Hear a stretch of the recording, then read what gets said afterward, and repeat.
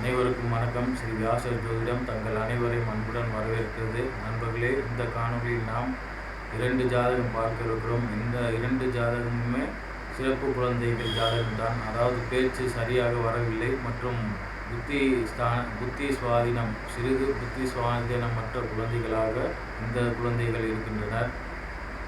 இப்பொழுது நாம் ஜாதகத்தை பார்ப்போம். முதல் ஜாதகம் 3/5/97 ஆண்டு பிறந்திருக்கிறார். இந்த லக்னாதிபதி ரிஷப லக்னம். லக்னாதிபதி சுக்கிர பகவான் 12ஆம் பாவத்தில் இருக்கிறார். அஸ்தங்கம் பெற்றிருக்கிறார் சூரிய பகவானுடன். லக்னத்துக்கு 4ஆம் பாவத்தில் செவ்வாய் பகவான், 5இல் ராகு, 9இல் குரு பகவான் நீசம், 10இல் சந்திரன், 11இல் கேது சனி, 12இல் புத பகவான் வக்ரம், சூரியன் மற்றும் சுக்கிரன் அஸ்தங்கம். இது ராசி கட்டம். மற்றும் அம்ச கட்டத்தில் கன்னி லக்னம், மிதுன ராசி, லக்னத்தில் சூரியன், 2இல் செவ்வாய், 4இல் சுக்கிரன், 5இல் சனி ராகு மற்றும் 10இல் சந்திரன் புதன், 11இல் கேது, 12இல் குரு பகவான். மற்றும் இப்பொழுது நாம் பாவ கட்டத்தை பார்ப்போம். பாவ கட்டத்தில் ரிஷப லக்னம். லக்னத்துக்கு 4ஆம் பாவத்தில் செவ்வாய் மற்றும் ராகு, 9இல் குரு பகவான், 10இல் சந்திரன் கேது, 11இல் புத பகவான் வக்ரம் மற்றும் சனி பகவான், 12இல் சூரியன் மற்றும் சுக்கிரன். நண்பர்களே, இந்த ஜாதகத்தில் முதலில் லக்னாதிபதி 12ஆம் பாவத்தில் அஸ்தங்கம், அதாவது சூரிய பகவானுடன் இணைந்து அஸ்தங்கம் பெற்றிருக்கிறார். லக்னாதிபதி அஸ்தங்கம் மற்றும் 12ஆம் இடத்தில் இருப்பதே ஒரு மைனஸ் பாயிண்ட் என்று கூறலாம். மற்றும் இந்த ஜாதகத்தில் 2ஆம் அதிபதி புத பகவான் ஆகிறார். அவர் வக்ரம் பெற்று இருக்கிறார். 11ஆம் பாவத்தில் வக்ரம் பெற்று இருக்கிறார். புதன் பேச்சு கிரகம். அவரே வாக்குஸ்தானாதிபதியும் ஆகிறார். வாக்குஸ்தானாதிபதி வக்ரம் பெறும்போது பேச்சு சரியாக வரவில்லை. மற்றும் 5ஆம்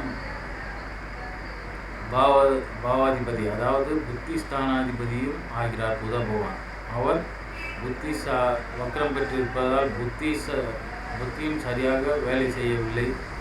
அதாவது சிறிது புத்தி சுவாதீனமற்ற குழந்தையாக இருக்கிறது. மற்றும்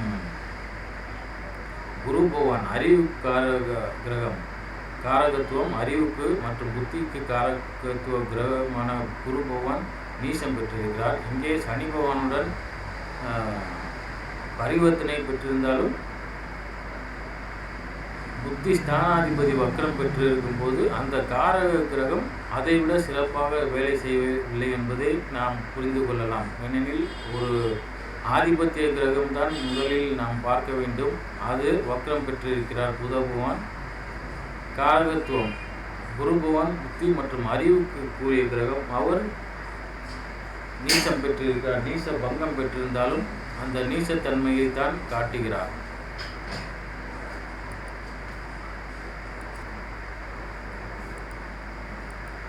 நண்பர்களே, நாம் இப்பொழுது சந்திர பகவானின் நிலையை வைத்து பார்க்கும்போது கும்ப ராசிக்கு 2ஆம் அதிபதி ஆகிய குரு பகவான் நீசம், 12ஆம் பாவத்தில் நீசம் மற்றும் புத்திஸ்தானாதிபதி ஆகிய புத பகவான் வக்ரம் பெற்றிருக்கிறார்.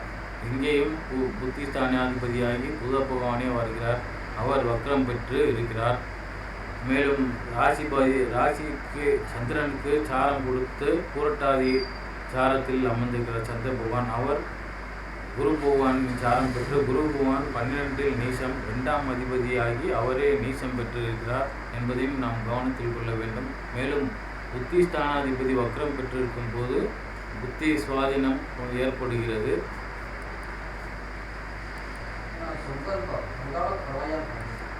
நண்பர்களே, நாம் இப்பொழுது 2வது ஜாதகத்தை பார்ப்போம். இந்த ஜாதகர் 10/10/97 பிறந்திருக்கிறார். கன்னி லக்னம். லக்னத்தில் சூரிய கன்னி லக்னம், தனுசு ராசி. லக்னத்தில் சூரியன் புதன், 3இல் சுக்கிரன் செவ்வாய், 4இல் சந்திரன், 5இல் குரு பகவான் நீசம், 6இல் கேது, 7இல் சனி பகவான் வக்ரம்.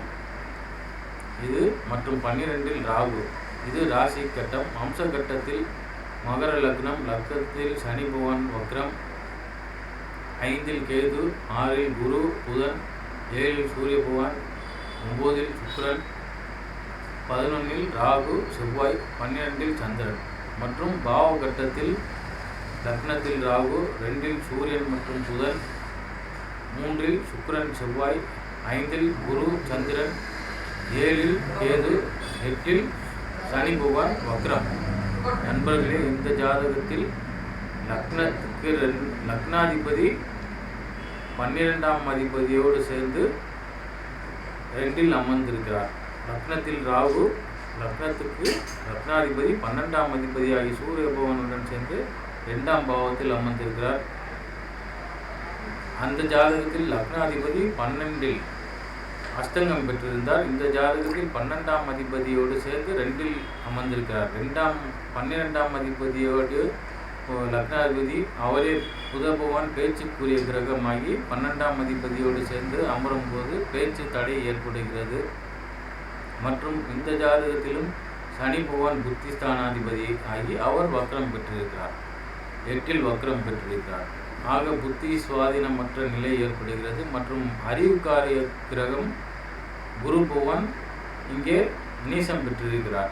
ஆகையால் ஏற்கனவே நான் சொன்னது போல் புத்தி ஸ்தானாதிபதி வக்ரம் பெற்றிருக்கும் போது அறிவுக்கார கிரகம் நீசம் பெற்றிருந்தால் நீச பங்கம் அடைந்தாலும் அந்த நீசத்தன்மை பங்கம் வேலை செய்யவில்லை, நீசத்தன்மையுடன் தான் வேலை செய்கிறது என்பதை நாம் புரிந்து கொள்ளலாம். அதாவது ஒரு ஆதிபத்திய கிரகம் வேலை செய்வதை விட காரகத்துவ கிரகம் குறைவாகவே வேலை செய்கிறது என்பதை நாம் புரிந்து கொள்ளலாம்.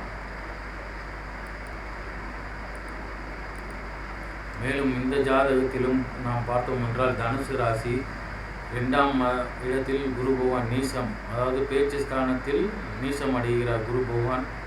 மற்றும் 5ஆம் அதிபதி சந்திரனுக்கு 5ஆம் அதிபதி, சந்திரனுக்கு 5ஆம் இடமான புத்தி ஸ்தானமான செவ்வாய் பகவான் 12இல் இருக்கிறார், ஆட்சியாக இருக்கிறார். ஆனால் 6ஆம் அதிபதியோடு சேர்ந்து இருக்கிறார்.